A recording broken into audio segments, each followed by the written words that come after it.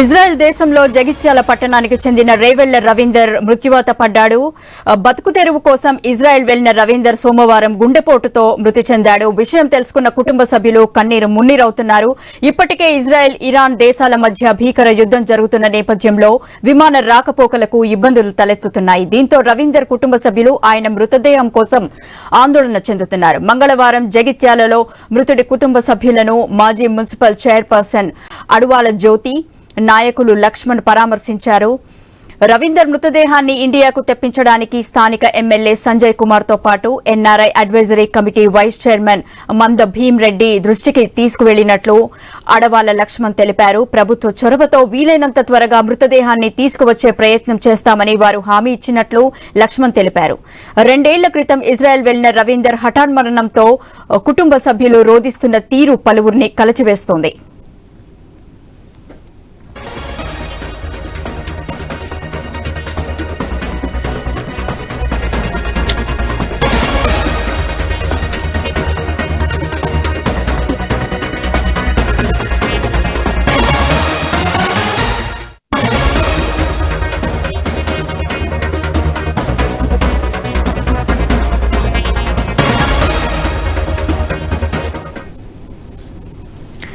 ఇక ఇజ్రాయెల్లో జగిత్యాల పట్టణానికి చెందిన రవీందర్ మృత్యువాత పడ్డారు. దీనికి సంబంధించి మరింత సమాచారం మా ప్రతినిధి విజయ్ భాస్కర్ ఫోన్ లైన్ లో అందిస్తారు. విజయ్ భాస్కర్, జగిత్యాల పట్టణానికి చెందినటువంటి రేవెళ్ల రవీందర్ మృత్యువాత పడ్డారు.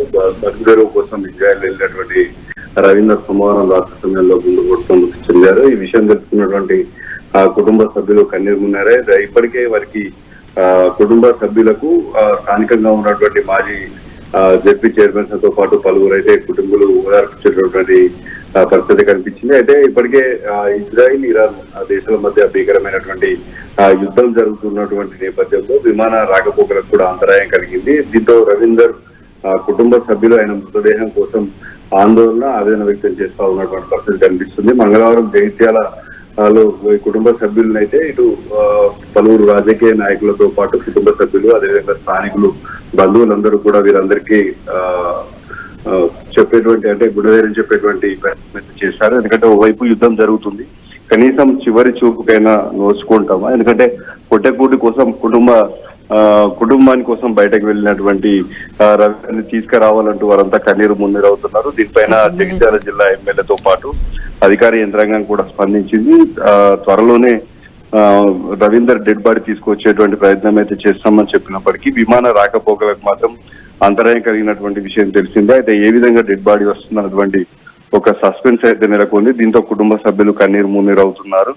దీంతో పాటు వారి కుటుంబ ఆదుకోవాలంటూ కూడా బంధువులు, వారు స్థానికులు కోరుతున్నటువంటి నేపథ్యం అయితే కనిపించింది. ఇజ్రాయిల్, ఇరాన్ దేశాల మధ్య భీకర యుద్ధం ఉన్నటువంటి నేపథ్యంలో విమాన రాకపోకలకైతే తీవ్ర అంతరాయం ఉంది. దీనిపైన ఇటు కేంద్ర మంత్రిత్వ శాఖ ఏ విధంగా స్పందిస్తుంది, వీటిని ఏ విధంగా డెడ్ బాడీ తీసుకొస్తుంది అనేది వేచి చూడాల్సిందే. కానీ స్థానికంగా ఉన్నటువంటి ఎమ్మెల్యేతో పాటు అధికార యంత్రాంగం అయితే తీసుకొచ్చేటువంటి ప్రయత్నం చేస్తాం. దీనిపైన ఇప్పటికే కేంద్రానికి ఏదో ఒక తీసుకురావాలంటూ కూడా ఒక అర్జీ పెట్టామంటూ కూడా ఈ కుటుంబ సభ్యులకు, అదేవిధంగా వారి బంధువులకు ధైర్యం చెప్పేటువంటి ప్రయత్నం అయితే చేశారు. యాక్చువల్ గా జగిత్యాల జిల్లా అంటేనే బయటకు వెళ్లేటువంటి వాటిలో ఎక్కువగా ఉంటుంది. తెలంగాణ రాష్ట్రంలోనే ఉమ్మడి కరీంనగర్ జిల్లాలోని జగిత్యాల జిల్లా ప్రస్తుతం ఉన్నటువంటి జగిత్యాల జిల్లాకు సంబంధించినటువంటి అనేక మంది కుటుంబాన్ని పోషించేందుకు, అదేవిధంగా బతుకుదేర కోసం అంతా కూడా బయటకు వెళ్తా ఉంటారు. ఈ నేపథ్యంలోనే రవీందర్ వెళ్లారు. కానీ గుండెపోటు రావడం, చనిపోవడం, అక్కడ యుద్ధం జరుగుతుండడంతో వారి కుటుంబ సభ్యులైతే తీవ్ర దుఃఖంలో మునిగిపోయారు. డెడ్ బాడీని తీసుకురావాలంటూ కూడా ఇటు ప్రభుత్వాన్ని, అదేవిధంగా అధికార యంత్రాంగాన్ని కోరుతున్నటువంటి నేపథ్యం జగిత్యాల జిల్లాలో చూడవచ్చు. Okay, thank you Bhaskar.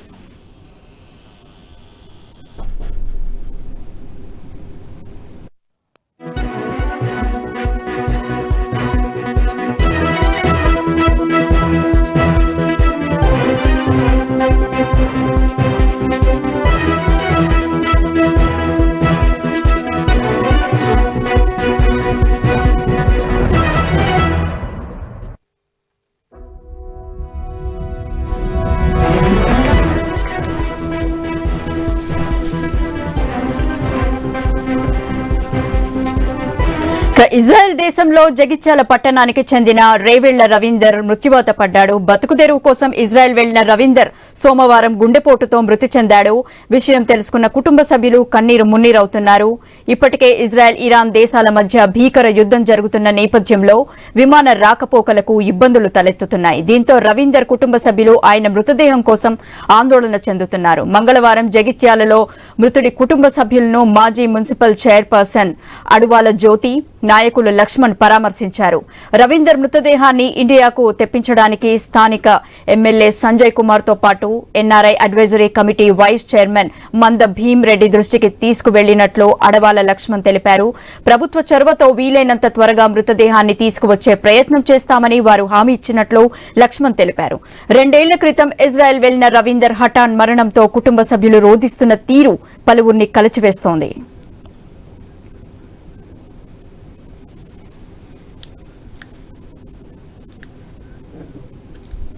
ఇక మనతో మాట్లాడేందుకు NRI advisory committee vice chairman Bhimreddy గారు ఉన్నారు.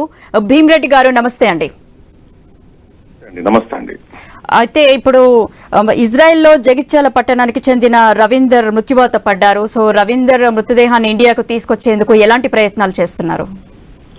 అయితే నిన్న జగిత్యాల ఎమ్మెల్యే డాక్టర్ సంజయ్ కుమార్ గారు, తర్వాత మాజీ చైర్పర్సన్ జ్యోతి లక్ష్మణ్ గారి ద్వారా మాకు సమాచారం అందిన వెంటనే ఇది ప్రభుత్వ దృష్టికి, తెలంగాణ రాష్ట్ర ప్రభుత్వ దృష్టికి తీసుకెళ్లడం జరిగింది. చీఫ్ మినిస్టర్ ఆఫీస్ CMO వాళ్ళు, తర్వాత చీఫ్ సెక్రటరీ నుంచి ఇండియన్ ఎంబసీకి, మినిస్ట్రీ ఆఫ్ ఎక్స్టర్నల్ అఫైర్స్ ఢిల్లీకి ఇది వెంటనే సమాచారం ఇవ్వడం జరిగింది.